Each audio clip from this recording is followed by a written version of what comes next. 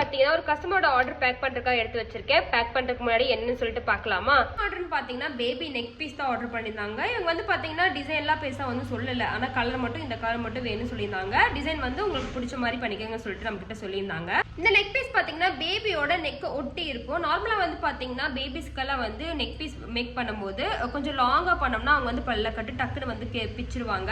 So இந்த மாதிரி வந்து கொஞ்சம் மேலே வைக்கும் போது பாத்தீங்கன்னா அவங்களால வந்து டக்குன்னு வந்து வாயில வைக்க முடியாது. ஸோ அதனால நான் இந்த லென்த்ல பண்ணியிருக்கேன். இன்னும் வந்து பாத்தீங்கன்னா பர்பிள் கலர் வித் ஒயிட் காம்பினேஷன்ல அண்ட் கோல்டன் கலர் ஒன்று கேட்டிருந்தாங்க. அண்ட் இது வந்து பாத்தீங்கன்னா கிறிஸ்டல் பீல்ல வந்து பாத்தீங்கன்னா purple colour and pink colour கேட்டிருந்தாங்க. அண்ட் இது ரெண்டும் மிக்ஸ் பண்ணி வந்து பாத்தீங்கன்னா green colour and yellow colour and லாஸ்ட்டாக வந்து பார்த்தீங்கன்னா கிராக்கல் பீல வந்து கிரே கலர்.